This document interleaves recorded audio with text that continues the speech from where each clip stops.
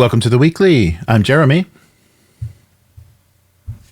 I'm Matt. Hey, Matt. My God, I'm sorry. It's okay. I'm so sorry. And that's Matt. I was reading a comment from Miguel. He's distracting me with tariff talk. Miguel. No problem.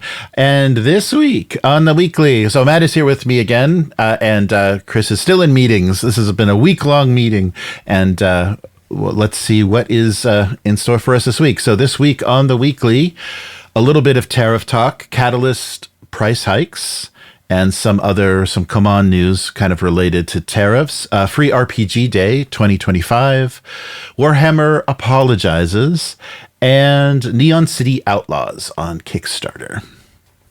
So I don't have our bumper, but let's start with our Tales of the Trade Wars. It's kind of like a very it might not ever be a thing, but it does sound like some companies have been hit with big bills already. So Catalyst Game Labs is announcing they are increasing prices based on tariffs. So they've had to pay $240,000 for products on the water when tariffs were announced. The price increase is on all of their non-book products because there was a decision not too long ago that said it's not considered a game if it's only a book, and books are not going to be aren't going to be included in these tariffs. So yeah, $240,000 unexpected import prices means that for BattleTech, Forcepacks and Box Sets will go up by $5. Salvage Box products will go up by $1, but none of their source books, and including the Shadowrun RPG books, because of the ruling, will not increase in price. So this is just mostly for plastics and game things that consider game items. So yeah, 30% increase from 10%, and they say because they faced a 30% increase, to balance this out, they're doing a 10% increase in MSRP on these products. They're still doing some contingency planning for what's going to happen in the future, coming up with a variety of scenarios. But for right now, they're passing that burden on to the consumer. CEO Laren Coleman said, "Things may change, but the gaming industry will endure. BattleTech and Shadowrun will endure. If you can spare a kind word of support for your local game stores or your favorite publishers, then yeah, do that. Nothing means as much to us as hearing kind words of support from our customers." So I don't know if Catalyst is a cute little local company that you want to cheer on, but definitely the game stores are going to be hit by this because prices are going up for them, and wholesale as well. So that recent ruling was the Customs Service. This is 2024. U.S. Customs Service ruled that RPG books should be classified as books, not games. So that was in April of 2024, and this kind of overrides a 1989-1990 ruling that RPGs were games. So that was the thing that was in question. So they're exempt from these China tariffs, and maybe some companies will decide that they'll import rulebooks separately. They'll kind of divide things up and not kind of, package things together so that they can at least get the books in without any additional cost. But things like dice, maps, figures, and record sheets will push things into the game category, which will make them tariffable. And another piece of news kind of based on, and this was happening before tariffs were announced, but CMON was on some shaky financial ground and they were having some trouble, and now we know that they're bankrupt and they're selling stuff off. So Tabletop Tycoon has acquired 5 board games from CMON.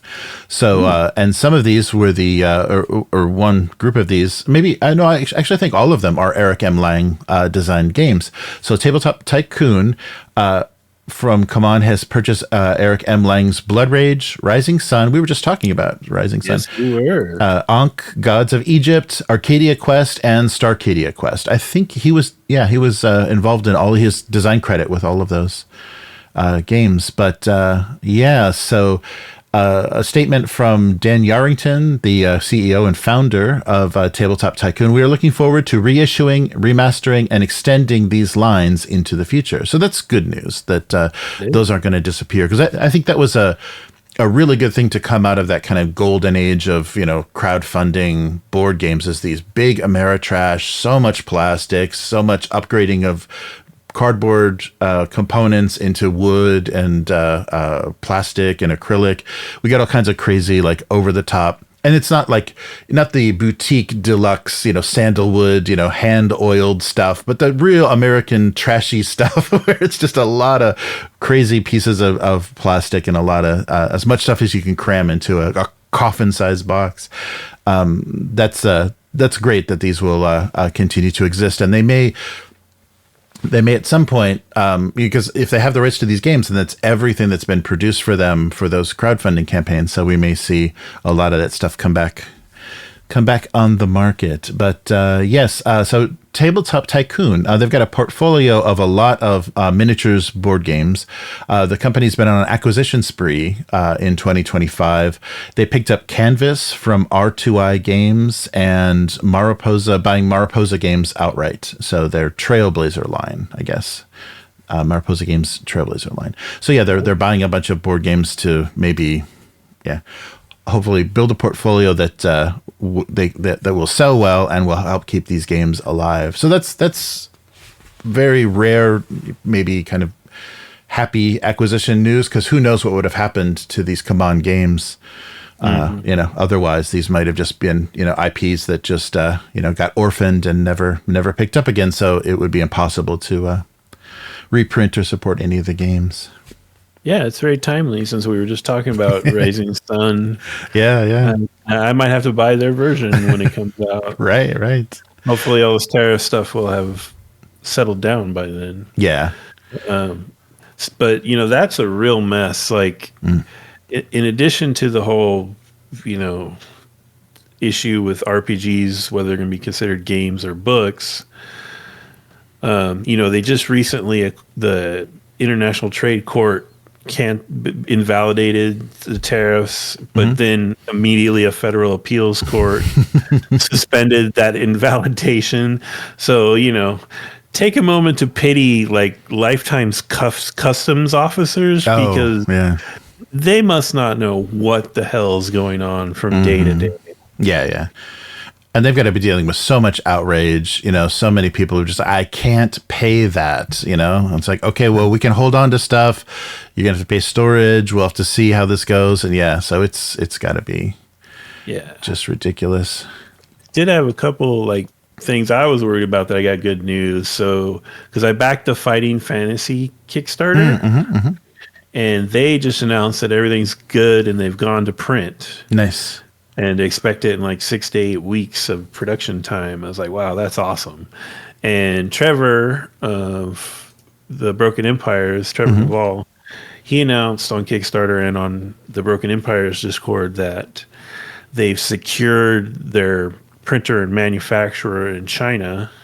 And he actually went into a lot of detail about who it was and everything. And he doesn't think they're going to see a big impact, but they do have some doodads that could make their stuff could be considered a game. So I don't know if down the line he'll have to revise that statement, but at least they've got their printer now and they're going to start working on everything. So some good news. Yeah, that's good.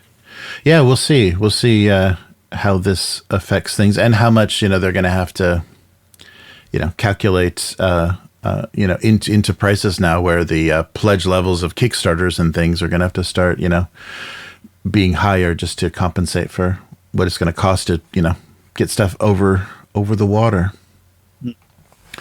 All right. Well, if you don't want to pay for anything, how about Free RPG Day 2025? That would be a place to pick up some free stuff.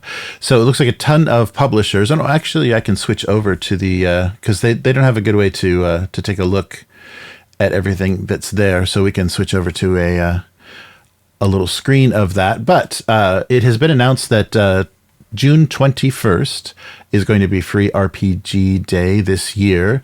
And this was kind of inspired by, it started in 2007, inspired by Free Comic Book Day. So Free Comic Book Day was a way to send, bundles of kind of giveaway comics, to have like a table of giveaways at a comic book store that would get people into the store, and they would get like a issue 0 or, just a piece of a story, and then maybe be interested in buying more of that.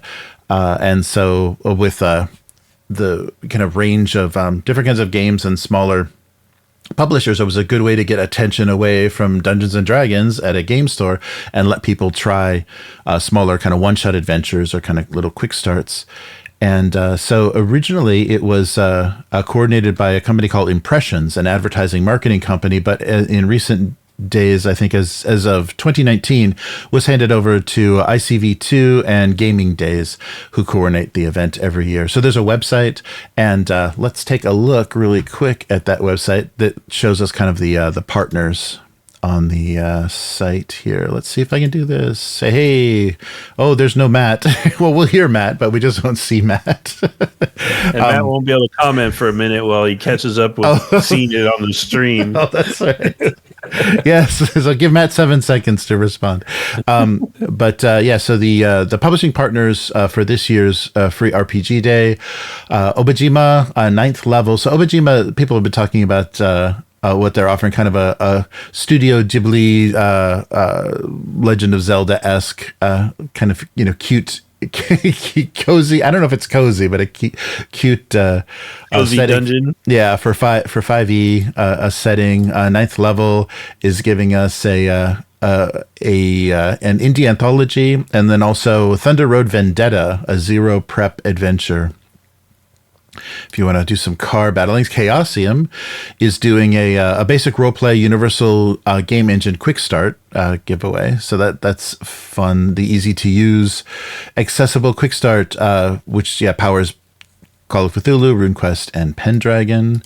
Let's see who are these guys. Critical Kit is doing Wires in the Woods, another quick start to help you try out their stuff. Dispel is doing a D20, a deep sea D20. So there's it looks like so not only books, but like there's pins and dice and like little doodads. Don't Panic Games. It's got a Nobi quick start, which is very chibi kawaii. It's a deck of 24 cards.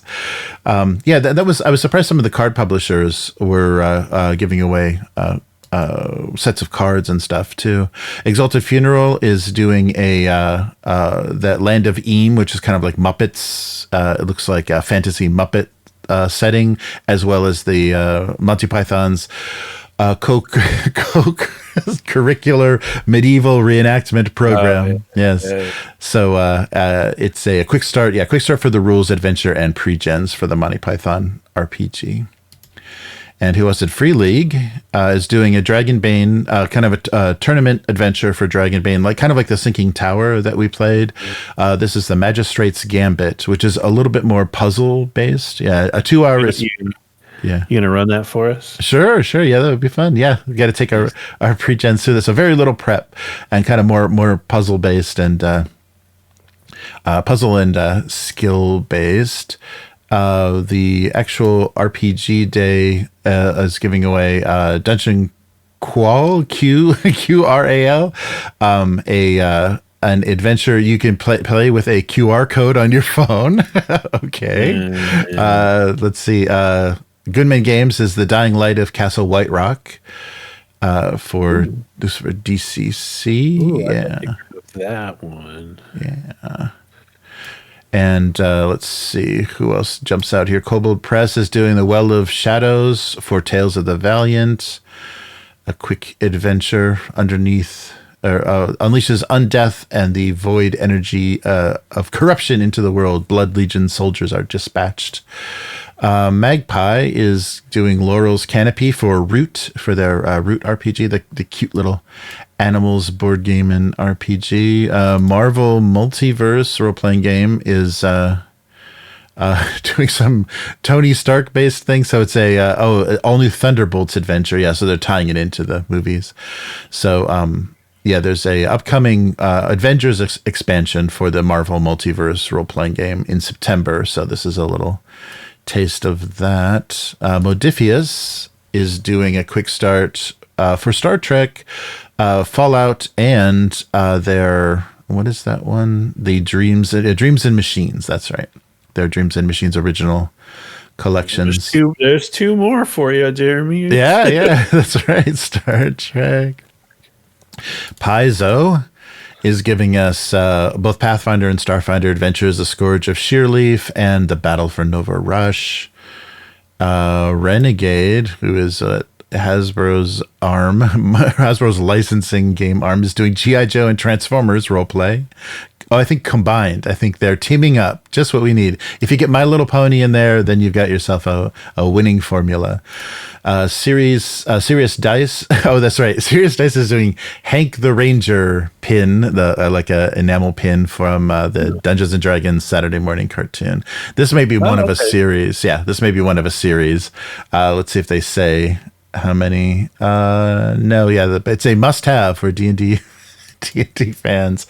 And then, of course, finally, WizKids is giving you an unpainted, emphasis on unpainted. Good choice, WizKids. Baldur's Gate, the Emperor exclusive miniature. So the Nulzor's Marvelous Miniature Special Edition from Baldur's Gate 3, unpainted for you to not paint poorly. But yeah, very funny. So yeah, a real interesting mix, all of the bigger, kind of mid-sized independent companies showing up with some tastes of their RPGs. Not an overwhelming. Oh, Green Ronin too. That's right. They're doing an Expanse, the Transport Union Edition Quick Start Expanse for their game, for their Expanse setting game.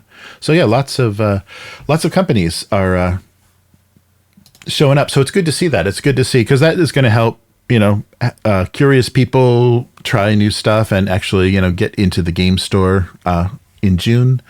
So hopefully it'll be good things for everybody involved. Yeah, but that does mean we do have a that might be, if it's low prep too, that might be a good thing. Once we're done with Daggerheart, we can dust off those Dragonbane characters and that'd be fun. Get them going again. Yeah. Yeah, there's a couple in there I want to grab. I want that DCC one. Yeah, that's cool. Too bad I hate my local game store. I might have to time a trip to the coast and patronize one of those nice game stores by where my brother and his family live. Cause nice.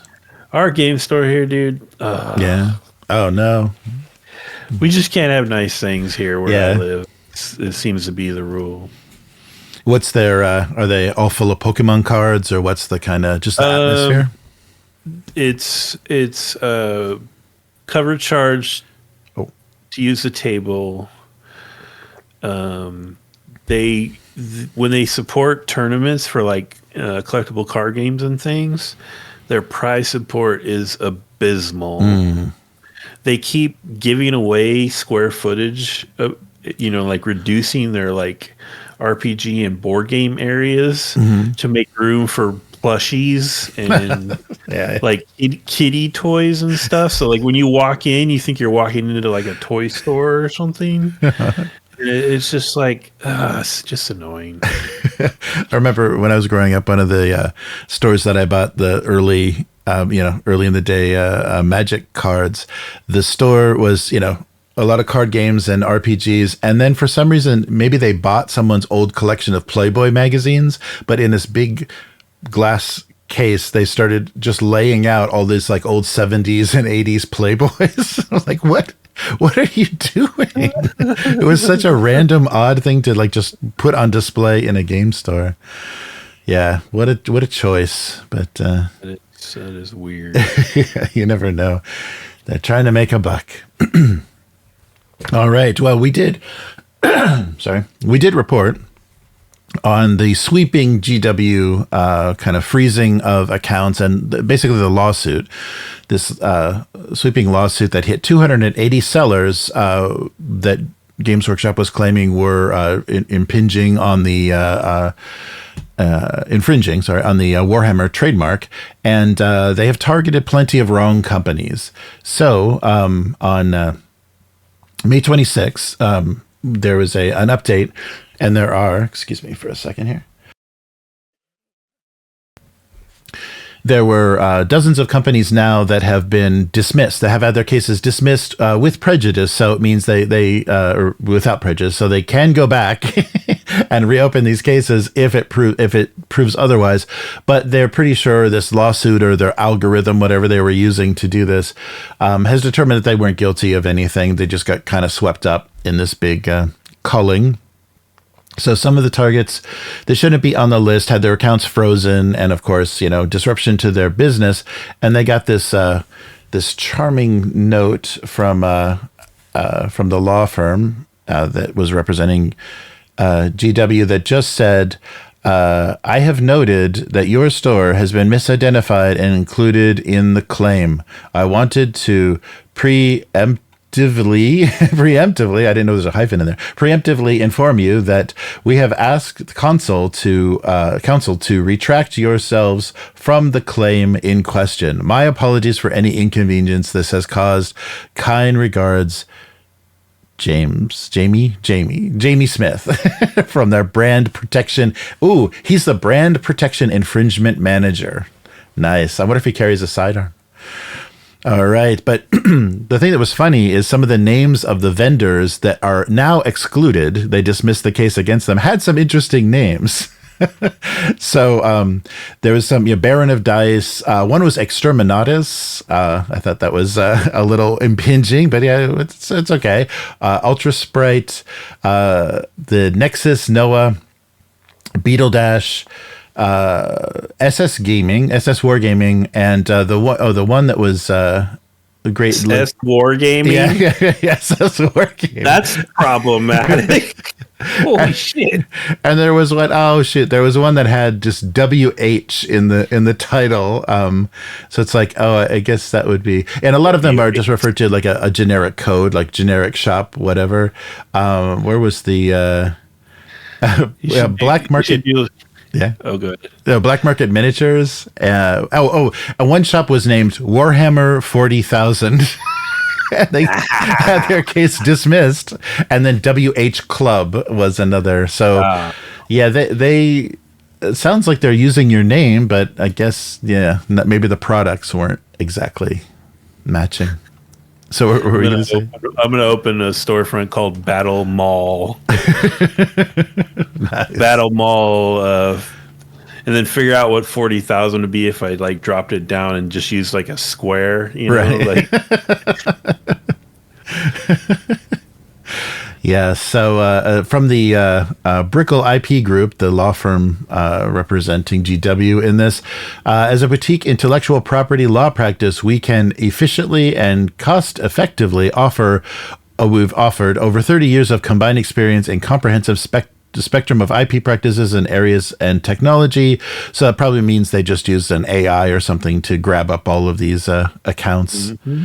Yeah. And that's why you've got, several dozen. So at least they've dismissed them at this point, and we'll see. And hopefully that didn't mean that they had too much disruption to their business just for getting swept up in that. So, but it's made tons more ironic because just a day or two after we saw the news about them having to retract this stuff, mm-hmm. we saw the news that they were doing a $20 million payout to their employees. Mm-hmm, mm-hmm. And it's like,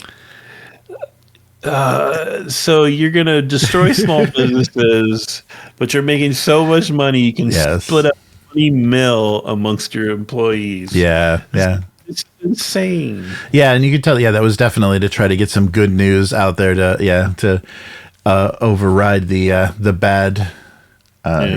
The bad. Well, it's good news for the employees. Yeah, right. Well, that brand defender guy is going to be taking an extra vacation this year.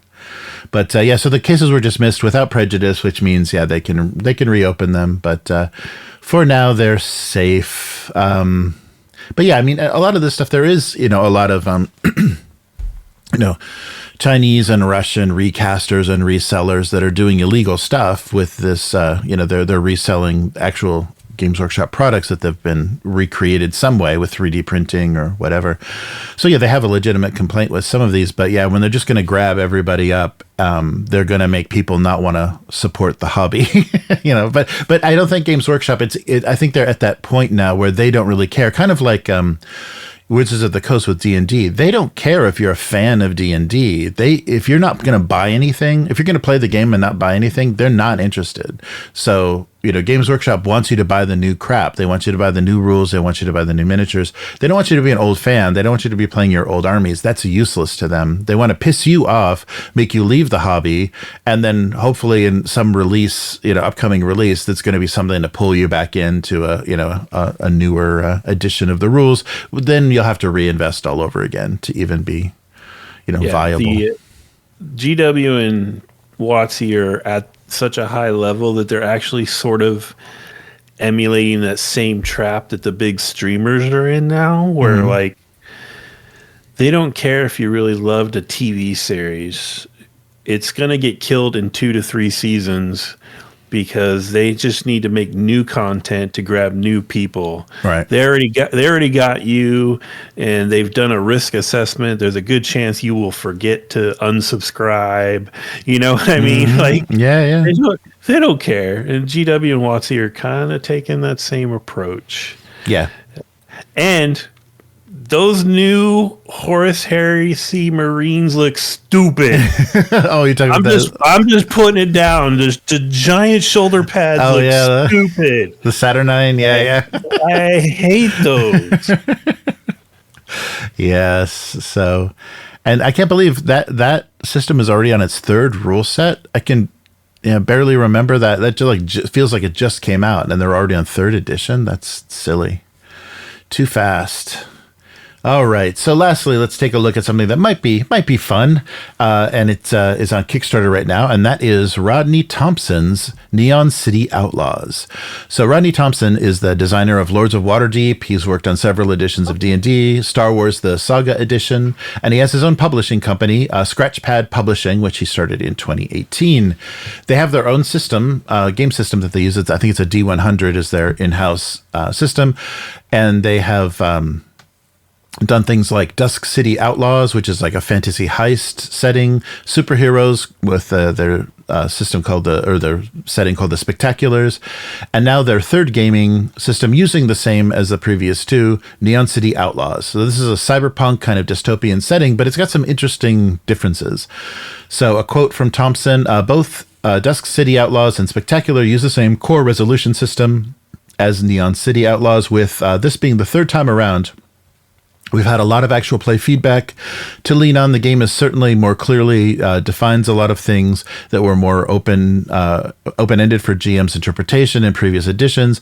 For example, in the 2 games, I encouraged the person running the game to introduce obstacles to the player's success in certain scenes and left it up to them to decide what a suitable obstacle was. In the new game, Neon City Outlaws, I'm trying to explain what a suitable obstacle would be in game terms and not just in terms of narrative.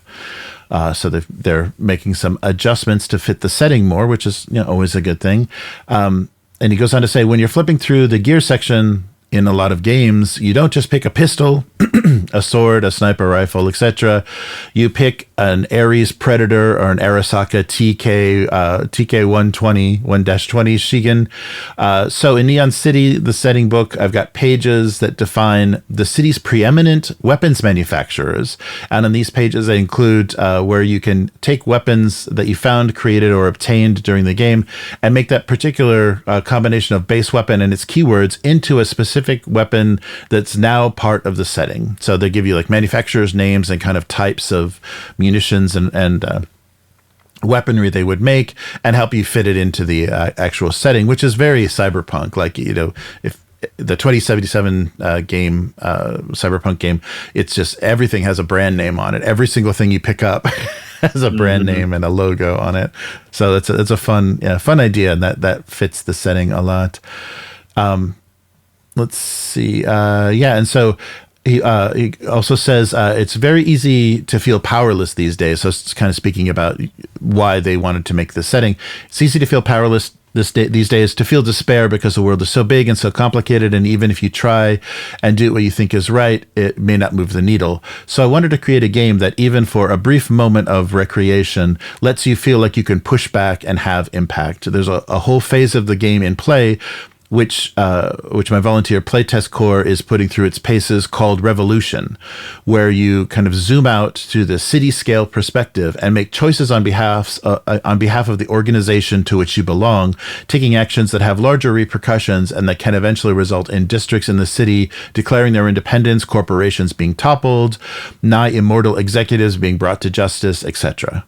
So the Revolution is about doing the kinds of things in other games that you would build a whole campaign around, but it allows you to evolve the city that you have created a little more rapidly and see bigger impacts over the course of just a few sessions. So that was a very interesting, very kind of different approach to a lot of cyberpunk settings we've seen. So they're on Kickstarter now until July 12th, and it looks like they're almost at their goal. So they're getting close to their $40,000 goal. About 2 weeks left. So you're playing in the game. The players are characters in a sprawling cyberpunk city. In this game, you take on the roles of criminals outside the law, collectively known as the right kind of people, all in caps. And so it builds off the same game structure as Dusk City. They're going to be producing a 240-page hardcover rulebook, a 96-page perfect bound setting book, and the GM in this game is known as the administrator. So the administrator's screen is something that will be produced. They'll also do several scenarios intended to get the game to the table quickly. Deluxe edition with a slipcase and also custom dice. So the 100 AC system has advantage and challenge dice that you roll along with your percentile dice, the D100s. The advantage dice are D8s and the challenge dice are D10s. And those are added, and because they're custom dice, they're not producing a value. They're producing, an advantage or a disadvantage kind of thing. They're producing a challenge or an advantage. So you get maybe on half of the faces, you get an icon. So you could use non-custom dice, but you just have to remember it's like even or odds or whatever you're rolling. You're just creating some interpretable effects. So you can get several challenges or several advantages because you can roll multiples of those dice. And they can also be used in the previous systems as well. The same custom dice. Yes. So what does what does Neon City Outlaws offer that other cyberpunk RPGs don't? So a setting that you create during gameplay. You change your bodies as needed. So they're very heavily doing the kind of cyberware, digitizing minds, transferring consciousnesses. The Revolution, like we talked about, the kind of like city and kind of corporate or group level actions that can happen in the setting, a VR network that every player engages with instead of just hackers. And it looks like the system. It reminds me of the thing that's not D100 that Cubicle 7 is producing. They have dice like that as well that have some effects dice that you're adding in. So advantage and challenge, up to 4 of each of these dice can be rolled with your single D100 roll. So I was just saying, I'm looking over the Kickstarter page right now, and it looks pretty good. I'm actually intrigued. The look of it is maybe a lot cleaner and less what do you call that, dystopia centered than your most cyberpunk stuff is. But it looks pretty cool. Yeah, another neat thing they're doing is a digital creator pack. So they're doing art assets, icons, page templates, and other elements so that you can use those for your sessions, your VTTs, everything and also for your homebrew. If you want to homebrew anything for Neon City Outlaws, you've got a lot of art assets to do that with. There is a print and play preview available now. I'll put that link in the description on drive-through. And they're going to do form fillable PDFs, all kinds of extra stuff, character sheets, custom character sheets. And so they're getting close to their. What's the current? Have they hit the goal? Their 40,000 goal? No, I'm surprised. But they have 13 days to go. Okay. And they're only $6,000 behind. So if this sounds interesting. The digital bundle is only $35 and it's a digital of everything. Oh, wow. Yeah, that's cool. Yeah. So, take a look at that if that sounds interesting. It's a guy that's got some experience and this is his third setting, his third game from his publisher. So, a little publisher. Give Rodney Thompson some love and check out Neon City Outlaws on Kickstarter. Cool. All right. So that's going to do it for this week. So, where can people find you, Matt? I'm on. A little bit on Instagram, mostly on Blue Sky. It's at Hargold, HAARGALD, where I've been posting some pictures of my board game nights because my local group isn't really running any RPGs right now. I take that back. There is a 5e game, but Matt just tapped out and said, "Let me know when we're going to play some more board games." But talk about that and some other stuff. And how about you? So I just did my May, just in the nick of time, did the May live stream for my Abuse Cartoons live stream. So I draw my single panel gag cartoon, Domestic Abuse, on stream and ate a lot of chocolate mint snacks because it's back. Chocolate mint is back, baby. So in Japan, for some reason, it's a seasonal thing. I don't know. But so that was fun. If you want to read this cartoon, which I've been doing for 20 some odd years, you can go to gocomics.com/domestic abuse. And if you like what we're doing here on the weekly, consider becoming a weekling. You can do that at patreon.com/upturntable. Let us know what you'd like to see on the weekly and just help support the channel and have us be playing silly things like Daggerheart, which would not be possible without your support. So I don't know if it's a blessing or a curse, but it's happening. And Upturn Table on all social media, upturntable.com is the main website. And we go live on Twitch, YouTube, Facebook, Bump, sometimes Kick, all kinds of Shove, Push, I don't know, all of these crazy platforms the kids are on. But you can subscribe. You can subscribe to the channel on YouTube or Twitch to be notified of when we go live and to watch our actual plays. We will be playing Daggerheart 24 hours from now, or at least a session 0, and give that a shot. We will be finishing up our Outgunned, our second flick in Outgunned next week as well. So subscribe to the channel to find out when we do that and to catch up on the playlist from the previous sessions. And thank you so much for all your support and for watching, and we'll be back again next week. Goodbye. Bye.